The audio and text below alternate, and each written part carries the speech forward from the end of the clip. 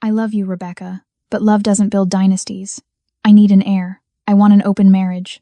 24 hours after those words left Julian Park's lips, his mistress wasn't just pregnant, she was living in Rebecca's master bedroom. But here's what Julian didn't know. The woman he discarded wasn't broken. She was about to become the most dangerous piece on the board. Because the night Rebecca fled that humiliating charity gala, she didn't run home to cry. She stumbled into the Onyx room and collided with Baek Kyung-ho, the man even the NYPD whispers about in locked rooms. He didn't offer her sympathy. He offered her a ring and a proposition. Wear this. Let me legitimize my empire. Let's destroy his. Rebecca thought it was just revenge. She had no idea she was walking into a game where every player was hiding a poisoned card, and the man who promised to save her was the one holding the deadliest secret of all. Welcome back to Ruthless Romance Tales. What you're about to hear isn't just a story about a cheating husband. This is a psychological chess match with 8 twists that will gut punch you when you least expect it. No violence, just suspense so thick you'll forget to breathe. If you love stories where every character has something to hide and nothing is what it seems, smash that like button, subscribe and settle in. Because by the end of this, you'll question everything you thought you knew about love, loyalty, and revenge. Rebecca Williams knew her marriage was dying the moment Julian checked his watch during her answer. They were sitting in their Tribeca penthouse, the kind of apartment that screamed success, with floor-to-ceiling windows overlooking the Manhattan skyline that should have meant they'd made it. 7 years of marriage, 3 years of IVF hell, 3 years of needles, hormones, and the kind of hope that slowly rots into desperation. And now this. Rebecca's fingers traced the purple-yellow bruises stippling her lower abdomen, each one a small betrayal her body had endured in the name of hope. The injection sites were still tender from this morning's round, the 16th cycle in 3 years. She sat at the dining table in their penthouse, the marble cold beneath her forearms, and watched the city lights blur through the floor-to-ceiling windows. Manhattan sprawled below like a kingdom she'd helped build but would never inherit. Julian was late. Again. When he finally walked in, he didn't apologize. He loosened his tie, poured himself wine, and slid a second glass across the marble toward her. The sound of crystal against stone was the only greeting she received. "We need to talk." His voice carried that boardroom efficiency she'd once found attractive. Now it just sounded hollow. Rebecca's stomach tightened, and it had nothing to do with the hormones flooding her system. She wrapped her fingers around the wine glass, her deep brown skin stark against the pale stem, and waited. 7 years of marriage had taught her that Julian's silences were never empty. They were loaded guns. "I've been thinking about our situation." He sat across from her, but the distance felt oceanic. About the future of the Park legacy. There it was. Legacy. Not family. Not us. Legacy. "The IVF failed again," Rebecca said quietly, her voice steady even as her pulse hammered against her throat. "The doctor said we can try." "No." Julian cut her off with the casual cruelty of someone swatting a fly. 3 years, Rebecca. 16 cycles. My mother asks me every week when I'm going to give her a grandchild. I'm 35 years old. I can't wait forever. The blame sat between them like a third presence at the table, unspoken but deafening. "The doctors said we both tested fine," Rebecca countered, though her voice had gone soft, almost pleading. She hated the sound of it. "It's just bad luck. These things take time. Some couples try for 5-6 years before. 3 years isn't bad luck." Julian's eyes were flat, emotionless. "It's a message, and I've decided to listen." Rebecca's heart began a slow, dreadful descent. What does that mean? He took a long sip of wine, and she watched his throat work as he swallowed. When he set the glass down, his expression was as cold as the marble beneath her hands. "I want an open marriage." The words landed like a slap. For a moment, Rebecca couldn't breathe, couldn't think. The penthouse, with its museum-perfect furniture and art that cost more than most people's homes, suddenly felt like a mausoleum. "You want a what?" "An open marriage. We stay together publicly, maintain appearances. But I see other people, specifically women who can give me what you can't." Rebecca's vision blurred at the edges. She pressed her palms flat against the table to keep from shaking. "You want to sleep with other women to get them pregnant while we're still married? I need an heir, Rebecca." He said it like he was discussing a business acquisition. "If you can't provide one, someone else will. But I don't want to lose what we've built. This way, we both win. Both win." The audacity of it stole her breath. "I built your company," she said, her voice rising now, hot and jagged. "I'm the one who fixed your books when you were hemorrhaging money. I'm the one who restructured your entire financial model. I gave up my career, my friends, my life in Chicago to move here for you. You built the accounts, Rebecca. Julian's tone didn't change. Not the family. There's a difference. I need a legacy, and you can't give me that. The cruelty of it was surgical, precise. He'd found the deepest wound and pressed his thumb into it. Rebecca's breath came in shallow, fractured pulls. This is insane. You can't just... She's moving in tomorrow. The world stopped. Rebecca stared at him, her mind struggling to process the words. What? Julian checked his watch, as if this conversation was just another appointment running over schedule. Her name is Soo-Jin. She's already pregnant. I'm not asking for permission, Rebecca. I'm telling you how this is going to work. The only question is whether you're staying or leaving. Rebecca's hands trembled against the marble. Her throat burned. She wanted to scream, to flip the table, to shatter every cold, pristine surface in this soulless apartment. But instead, she sat frozen, her mind racing through 7 years of sacrifices, of needles, of her body betraying her month after month. And now this. Julian stood, smoothing his suit jacket as if he'd just closed a deal. Take the night to think about it. But Rebecca? He paused at the doorway, his silhouette framed by the hallway light. I'm doing this whether you agree or not. The only choice you have is whether you want to be here when it happens. Then he was gone, his footsteps echoing down the hall toward the guest room he'd claimed months ago. Rebecca sat alone in the dark, her wine untouched, her body aching, her world crumbling into ash. Julian made her attend the gala, not as his wife, but as his prop. We need to maintain appearances, he'd said that morning, his voice devoid of warmth. People are asking questions. You'll come, you'll smile, you'll make this easy. It wasn't a request. It was a command wrapped in expensive cologne and entitlement. So Rebecca dressed. She chose a champagne silk gown that hugged her curves, her rich brown skin glowing against the delicate fabric. She applied makeup with hands that barely trembled, painted her full lips a deep wine, and told herself she could survive one night. Just one night of pretending her world wasn't disintegrating. The car ride to the Met was silent. Julian sat on the opposite side, scrolling through his phone, his jaw tight. Rebecca watched the city lights streak past and wondered when she'd become a ghost in her own marriage. They arrived separately to the red carpet. Protocol, Julian had said. Rebecca stepped out of the car into a wall of camera flashes that made her eyes water. She smiled, waved, and walked the gauntlet alone, while reporters shouted questions she couldn't hear over the roar of blood in her ears. Then Julian arrived. But he wasn't alone. The woman who emerged from his car wore gold, liquid, shimmering gold that clung to a body that was undeniably, visibly pregnant. Her hand rested on the swell of her belly like a crown, and when Julian placed his palm on the small of her back, the cameras exploded into a frenzy. Rebecca's smile froze. Her chest constricted. She stood there, drowning in champagne silk and humiliation, as Julian guided Soo-Jin down the carpet like she was made of porcelain. He introduced her to investors, to board members, to the mayor, and every single time he said the same thing.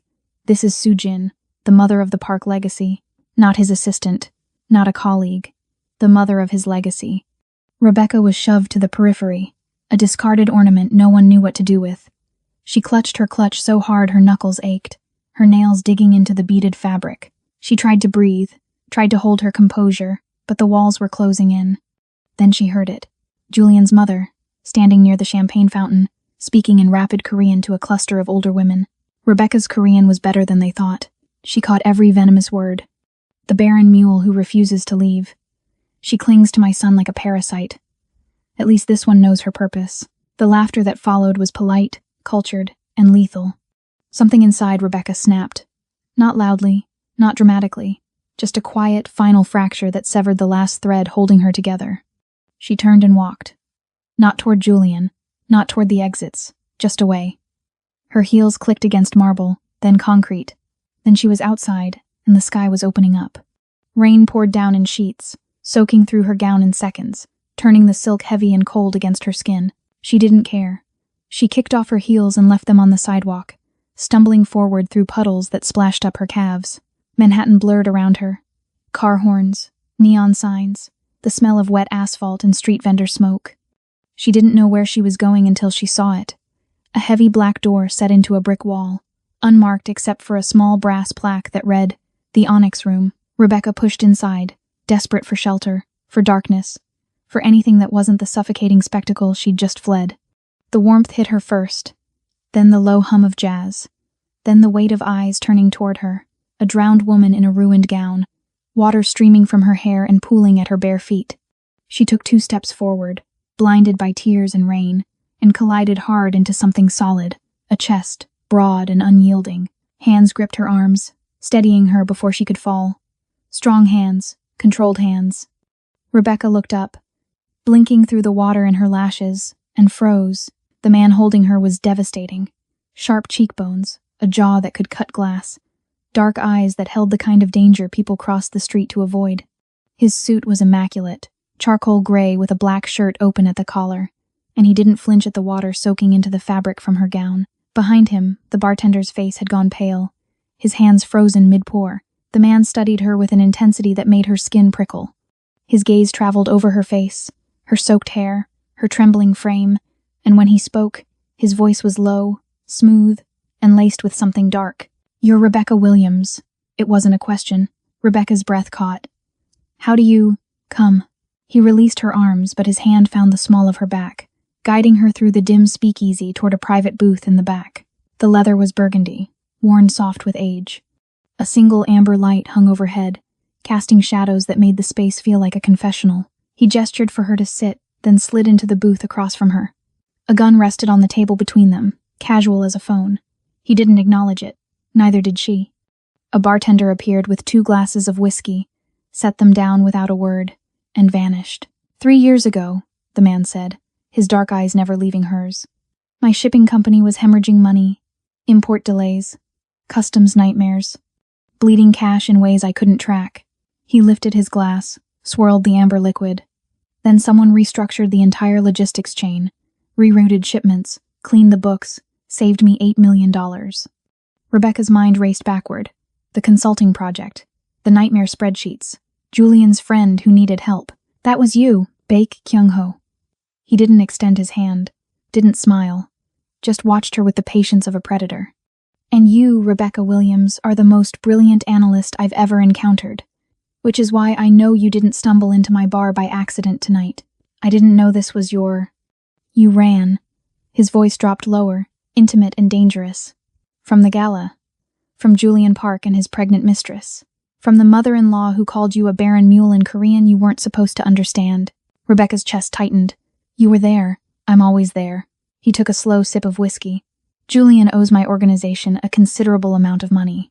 I make it my business to know everything about my debtors, including their wives. The word wives landed like a blade between her ribs. Kyung-ho leaned forward, elbows on the table, close enough that she could smell cedar and smoke on him. I have a problem, Rebecca, and I think you're the solution. I'm not interested in... 48 hours from now, I close the largest real estate acquisition in Manhattan history. 32 buildings, legitimate holdings that will secure my family's future for generations. His jaw tightened, but the board sees me as a thug, a criminal playing dress-up. They want assurance I'm building something respectable, not a front for money laundering. Rebecca's analytical mind kicked in despite herself. They want a wife. They want proof I'm civilized. His lips curved, but it wasn't a smile. It was something colder. A brilliant, respectable woman on my arm. Someone educated. Someone who commands a room. Someone like you. You want me to pretend to be your fiancé. I want you to be my weapon. Kyung-ho's eyes glittered in the low light. Julian destroyed you tonight. Made you invisible. Replaceable. I can make you unforgettable. Untouchable. He paused. Let the words settle. And I can make him regret every second he ever underestimated you. Rebecca's pulse hammered. Why would you do this? Because I need you for 48 hours to close my deal. And you need me to burn Julian's world to the ground. He tilted his head. Besides, your husband owes me money. When he sees you with me, he'll know exactly how much danger he's in. That kind of fear is priceless. It was transactional, cold, perfectly calculated, and yet something in his gaze held a flicker of something else. Respect, maybe. Recognition. What do you get out of this? Rebecca asked, her voice steadier now. A queen on my chessboard. Kyung-ho reached into his jacket and pulled out a small velvet box. He opened it, revealing a ring that stole her breath. Platinum, with a black diamond surrounded by smaller white stones. It looked like a crown, like a weapon. Wear this. Stand beside me at the signing. Let Julian see you transformed. Let him watch while I give you everything he took away. And after the deal closes, then we negotiate what comes next." His voice dropped to a near whisper. "But I promise you this, Rebecca. By next week, Julian Park will be on his knees, begging for your forgiveness, and you'll have the power to decide whether he deserves it." He slid the ring across the table. It caught the light, glittering like a dark promise. Rebecca stared at it. At him. At the gun, still resting between them like a third party to this devil's bargain. She thought of Julian's cold dismissal, of Sujin's hand on her pregnant belly, of the years she'd spent making herself smaller, quieter, less. Rebecca picked up the ring. The weight of it was substantial. Real. She met Kyung-ho's eyes. "Do we have a deal?" His smile was slow, dangerous, and absolutely lethal. "We have a war." The boutique was closed when they arrived, but the door opened anyway. Kyung-ho's world operated on different rules. Inside, crystal chandeliers cast warm light over racks of clothing that looked more like artwork than fabric. A woman with silver hair and sharp eyes appeared, measuring Rebecca with a glance that felt both clinical and approving. "Everything," Kyung-ho said simply. "She needs armor." Rebecca stood in the center of the room, still wearing her ruined gala gown, dried now and stiff with rainwater. She felt exposed, hollow. Kyung-ho circled her slowly, his footsteps silent on the marble floor. When he stopped in front of her, his dark eyes held something between assessment and promise. "You've been dressing like a wife," he said, his voice low and deliberate, beige, modest, invisible. "Julian trained you to disappear." He reached out, lifted a strand of her damp hair between his fingers, then let it fall. "Stop dressing like a wife, Rebecca. Dress like a widow." The word sent a shiver down her spine. For the next hour, Rebecca became someone else. The silver-haired woman brought pieces that felt like weapons. A deep burgundy suit with sharp shoulders that made her look taller, more dangerous. A black silk blouse that draped against her brown skin like liquid shadow. Heels that added 3 inches and transformed her walk into a statement. When Rebecca finally looked in the mirror, she barely recognized herself.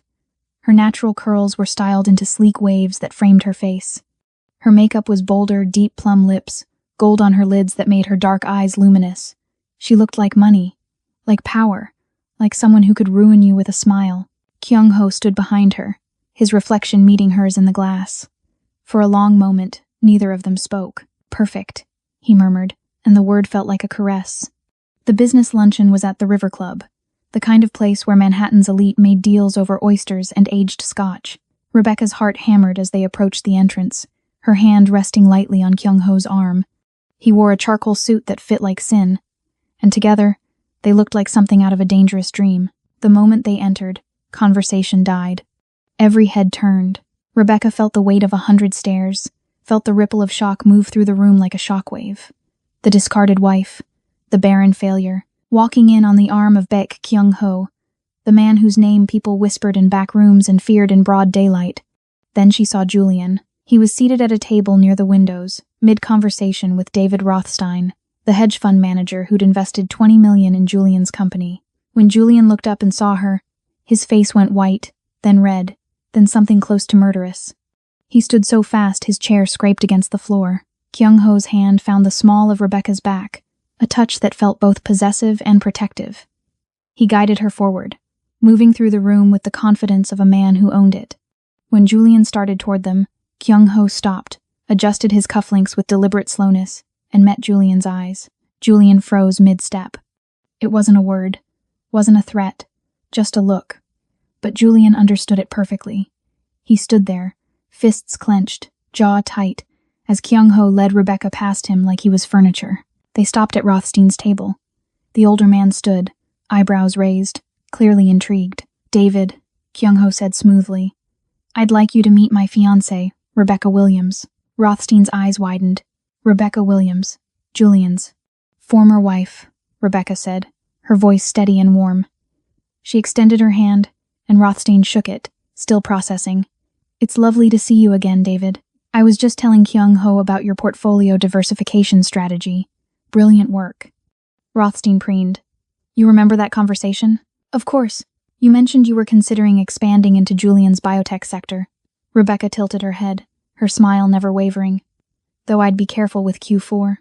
His burn rate is unsustainable, and the clinical trials are 6 months behind schedule.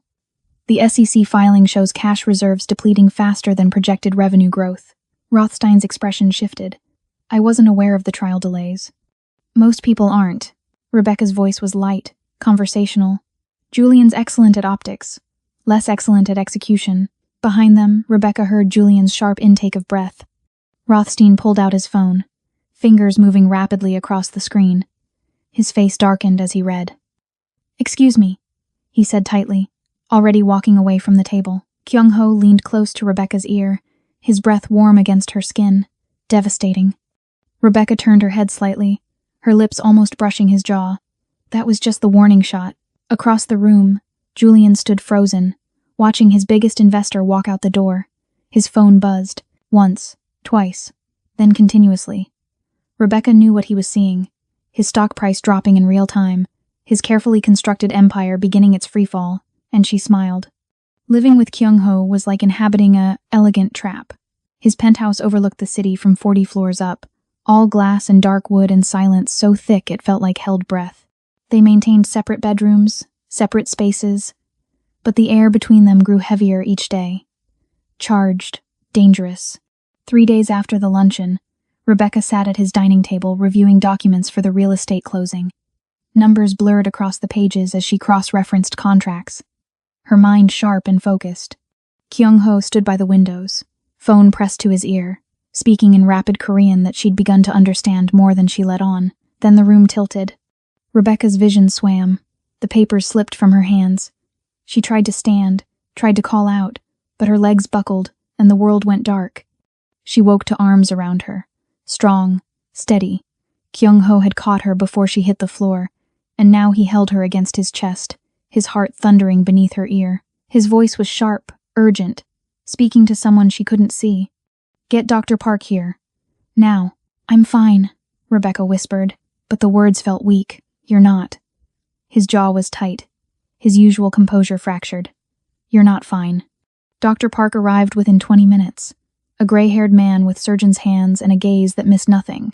He examined Rebecca in the guest room while Kyung-ho paced outside like a caged animal. She could hear his footsteps, the barely controlled energy radiating through the walls.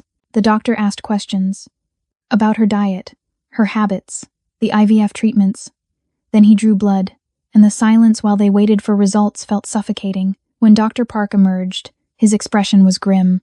Kyung-ho was beside him instantly. "What's wrong with her? May I?" Dr. Park gestured to the tea service on the kitchen counter, the delicate porcelain Rebecca had been drinking from that morning. He lifted the pot, sniffed, then set it down carefully. "Where did this come from?" Rebecca's throat tightened. "It's fertility tea. My mother-in-law sent it to me. For 3 years. She said it would help me conceive." The doctor's face darkened.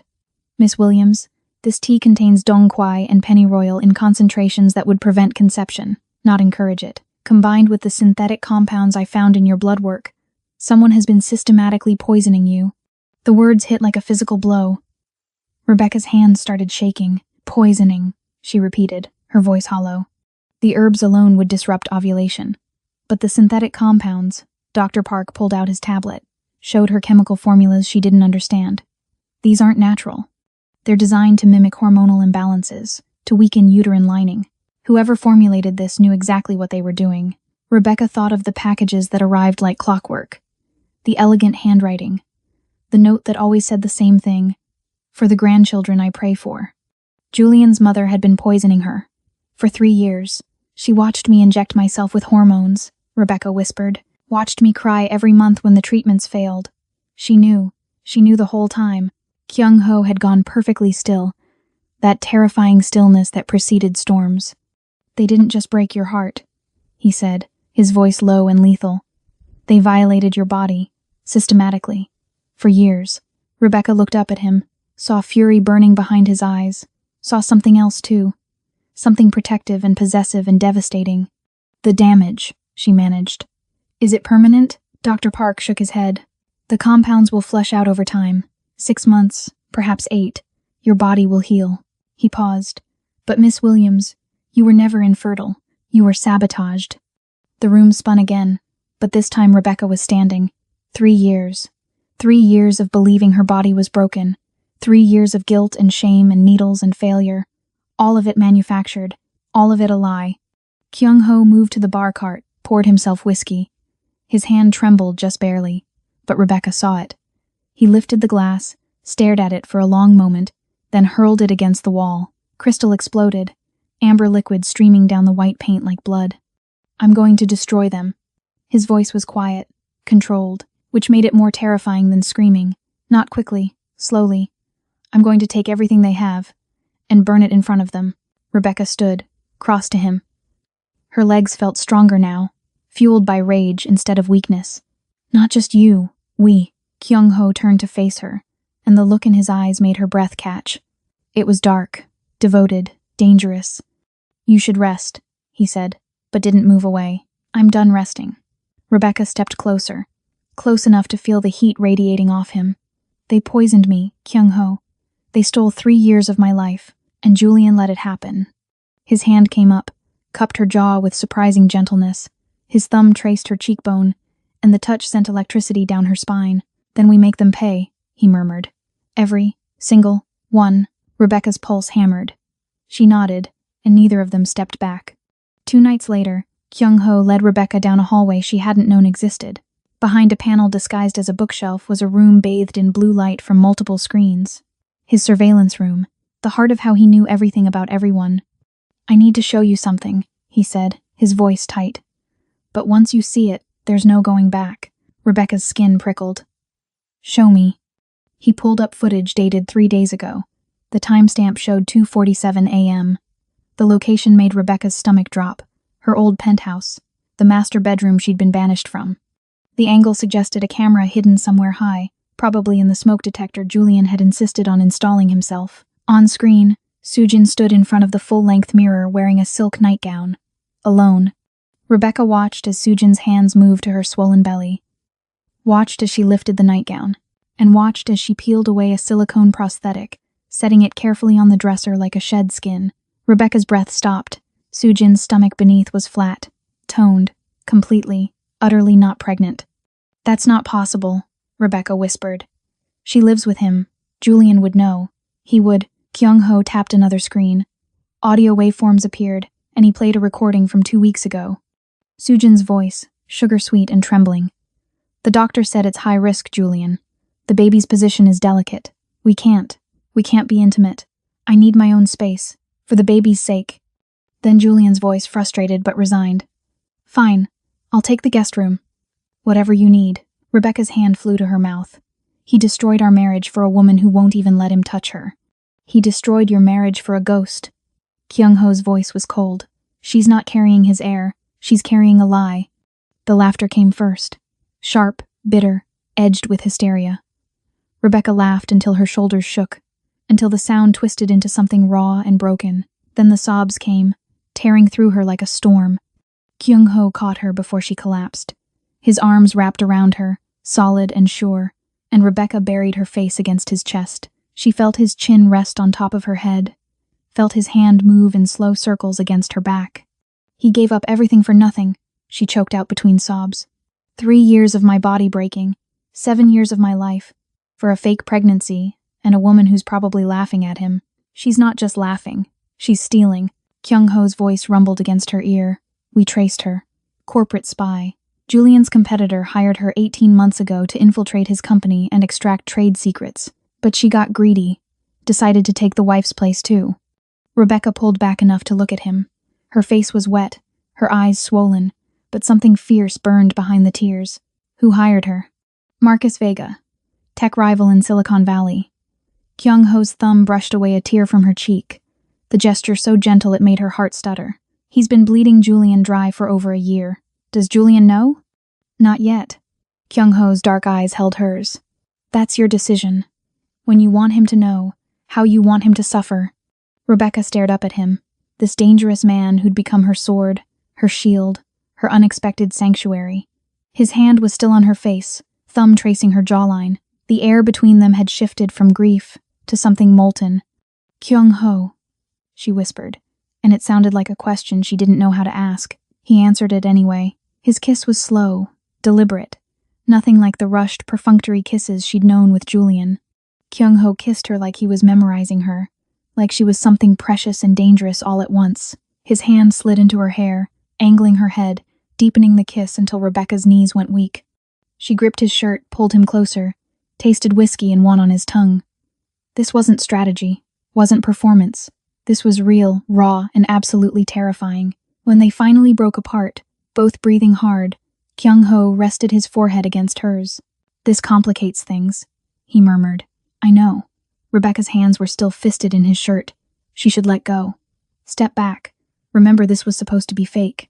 But she didn't move. Rebecca. Her name on his lips sounded like a prayer and a curse. She pulled back just enough to meet his eyes.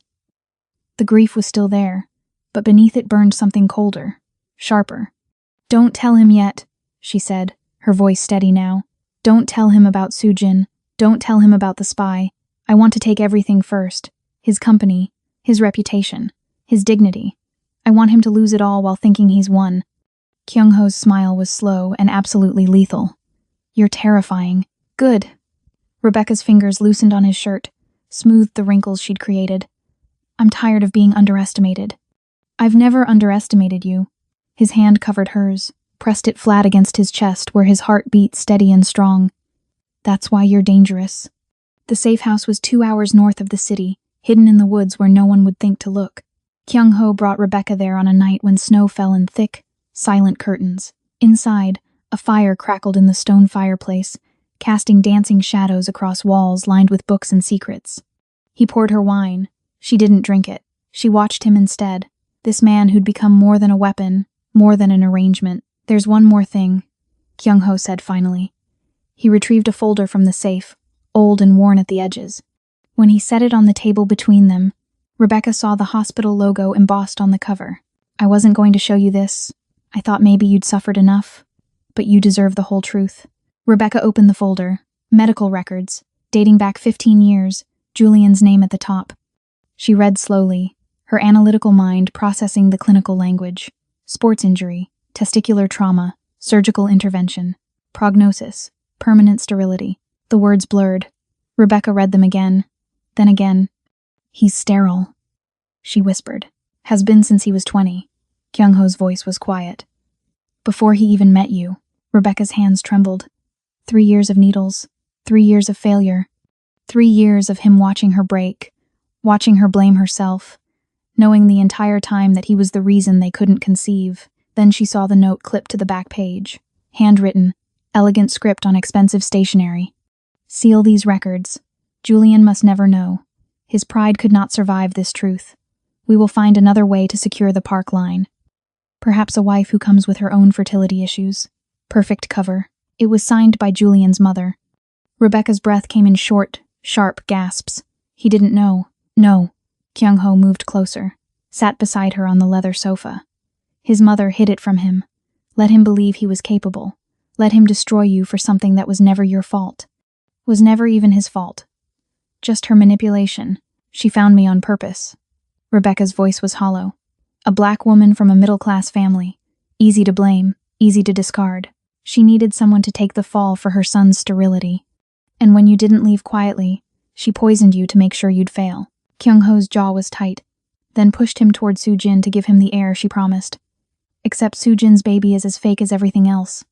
Rebecca stood abruptly, the papers falling from her lap. She walked to the fireplace, pressed her palms against the warm stone. "I was never broken."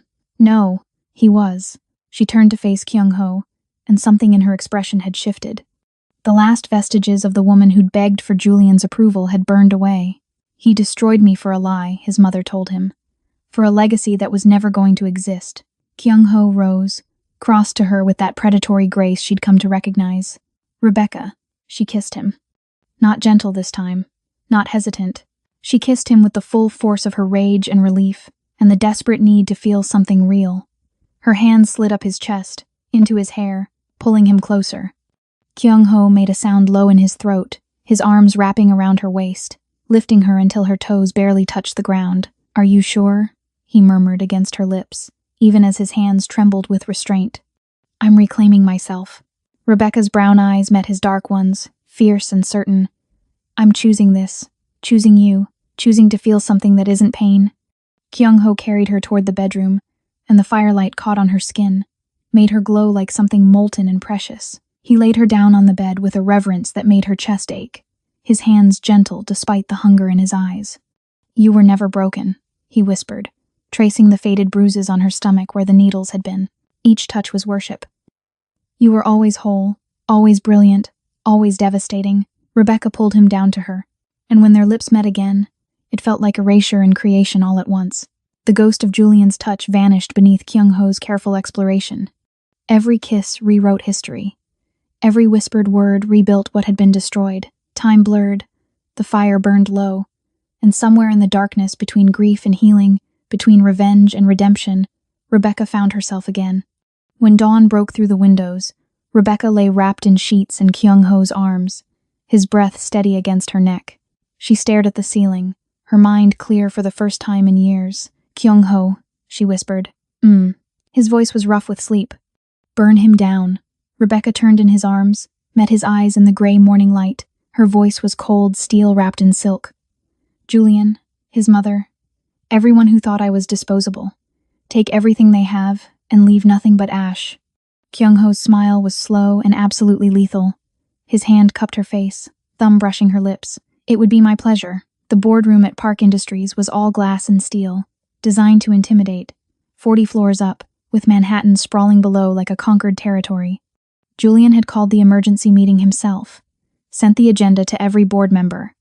Vote to remove Rebecca Williams Park from all company holdings and shares. He thought he was calling an execution. He had no idea he was attending his own funeral. Rebecca arrived with Kyung-ho, and the board members' faces went pale. She wore black, a sharp suit that made her look like a blade. Her hair was pulled back, her makeup flawless, and the massive engagement ring on her finger caught the light like a warning. Julian sat at the head of the table, Soo-jin beside him in a maternity dress that displayed her prosthetic belly like a trophy. His mother occupied the chair to his right, her expression cold and regal. "Rebecca." Julian's voice dripped with false sympathy. "I'm glad you came. This will be easier if you accept it gracefully." Rebecca smiled, set her briefcase on the table. "Oh, I wouldn't miss this for the world." Julian opened the meeting with practiced confidence. "As you all know, my wife and I have been separated for some time, given her inability to contribute to the park legacy and her recent associations with questionable individuals. I'm asking the board to vote her out of her shares, especially now that I'm about to become a father." He placed his hand over Soo-jin's. She smiled demurely, playing her part perfectly. "That's touching, Julian." Rebecca's voice was silk over steel. "Before we vote, I have a few items to present. Just housekeeping, really." She opened her briefcase, pulled out a folder. "First, let's discuss the financial discrepancies I uncovered. Over the past 18 months, someone has been embezzling company funds, small amounts at first, then larger, totaling approximately $3 million. Julian's expression tightened. "That's absurd. Our accounting is meticulous." "I know. I designed the system." Rebecca projected a spreadsheet onto the screen. "The transfers are hidden well, routed through shell companies, but they all lead to the same place. Soo-jin Hwang's personal accounts in the Cayman Islands." The room erupted. Soo-jin's smile vanished. "That's a lie," Julian said, but his voice wavered. "Soo-jin wouldn't she?" Rebecca clicked to the next slide. "Let's talk about what else Soo-jin wouldn't do, like actually be pregnant." The screen lit up with surveillance footage. Soo-jin, alone in the penthouse bedroom, peeling off her silicone belly. The timestamp was from 2 nights ago. The board members gasped. Julian stared at the screen, his face draining of color.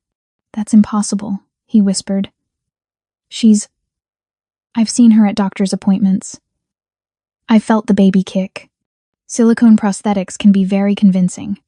Rebecca's voice was calm, almost gentle, especially when the father is kept at arm's length. High-risk pregnancy, no intimacy, separate bedrooms. "She played you, Julian.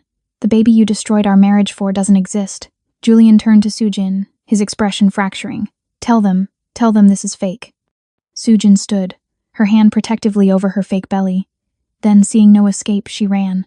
Her heels clicked frantically as she fled the boardroom. 2 of Kyung-ho's men, positioned at the door, caught her before she reached the elevator. Julian's hands were shaking.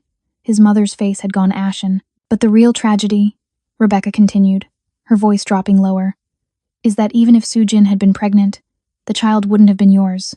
What are you talking about? Rebecca pulled out the final document. Medical records, yellowed with age. You're sterile, Julian. Have been since you were 20. A sports injury, testicular trauma, permanent damage. Julian's eyes widened. No, that's not I would know. I would remember. Your mother made sure you wouldn't. Rebecca's gaze shifted to the older woman, whose face had become a mask of stone.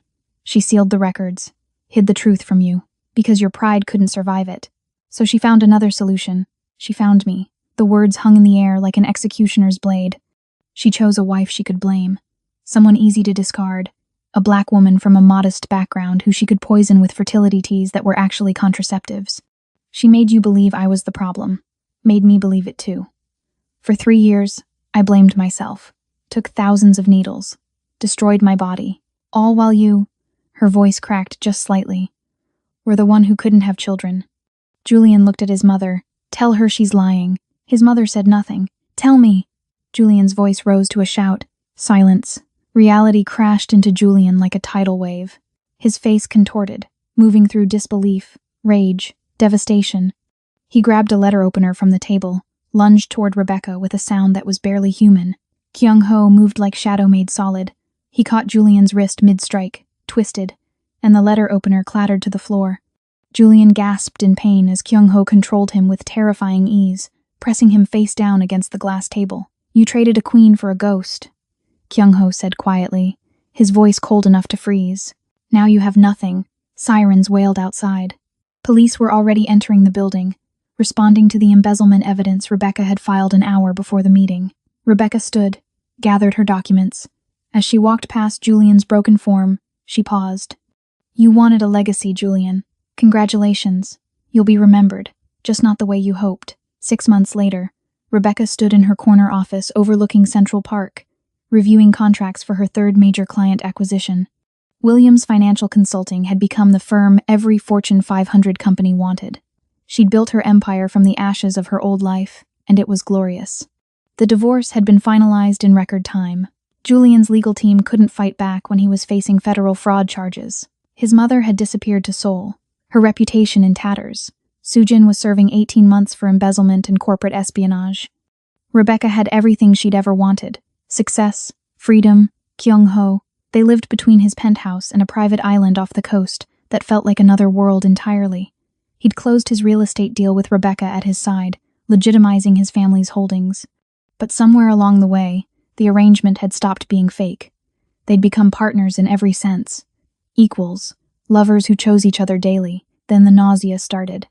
Rebecca woke one morning in their island home, sunlight streaming through white linen curtains, and barely made it to the bathroom. Kyung-ho found her there, pale and trembling, and his face went tight with fear. It's the poison, she whispered. It's still in my system. What if we're going to the hospital? Now. The helicopter ride felt endless. Kyung-ho held her hand the entire time, his thumb moving in circles against her palm. She could feel the tension radiating from him, the carefully controlled terror that something might take her away from him. At the private medical facility, Dr. Park ran every test imaginable: blood work, ultrasounds, toxicology screens. Rebecca lay on the examination table, Kyung-ho standing beside her, his hand never leaving hers. When Dr. Park returned, he was smiling. The poison is completely flushed from your system, he said. Has been for months. You're not sick, Miss Williams. Rebecca's breath caught. Then what? You're 8 weeks pregnant. The world stopped. Rebecca stared at the doctor, unable to process the words. Pregnant, after everything. After being told she was broken. After 3 years of failure. She turned to Kyung-ho, and what she saw on his face shattered her. His eyes were wet. This man who commanded fear from everyone who knew his name, who could dismantle empires with a phone call, who moved through the world like a dark prince, he was crying. Kyung-ho, she whispered. He dropped to his knees beside the examination table, his forehead pressed against her stomach. His shoulders shook. Rebecca's hands moved to his hair, holding him as he wept against her. I thought I'd never have this, he said, his voice breaking. Never have you. Never have a family that was mine. Dr. Park quietly excused himself, giving them privacy. Rebecca pulled Kyung-ho up, cupped his face in her hands. We're having a baby. We're having a baby. He said it like a prayer, like a miracle he didn't deserve. Then he kissed her, soft and reverent, tasting like salt and joy. His hands moved to her stomach, spanning the flat surface where life was growing. His fingers found the faded scars from the IVF needles, those small marks that had once represented failure. He kissed each one, his lips gentle against her brown skin. "These scars," he murmured, "they didn't define your end. They were the map that led you to me." Rebecca's tears came then, hot and healing. "I love you. I love you." Kyung-ho rose, pulled her into his arms. "You're my empire, Rebecca. Everything else is just territory." Later, wrapped in their hotel suite overlooking the water, Rebecca thought about Julian. He was in federal prison, awaiting trial. His company had been liquidated. His mother had abandoned him to save herself. Sujin had given an interview from prison, revealing she'd never loved him, that he'd been a mark from the beginning. Julian had wanted an open marriage to secure happiness and legacy. He'd ended up in a cage with nothing but the ghost of his own arrogance.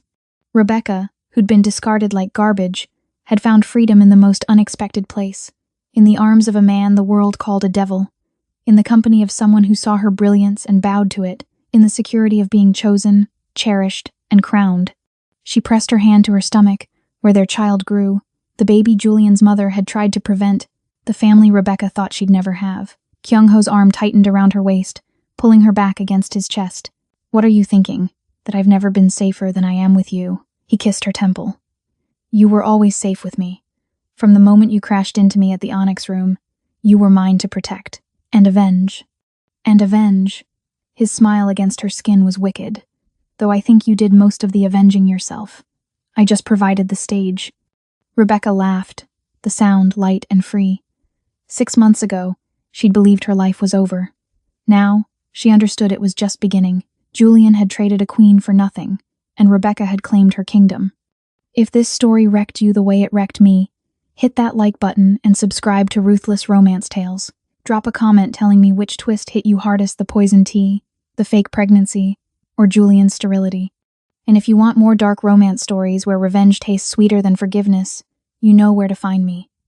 Until next time, remember, never underestimate the woman you discard. She might just become the queen who destroys you. It would be my pleasure.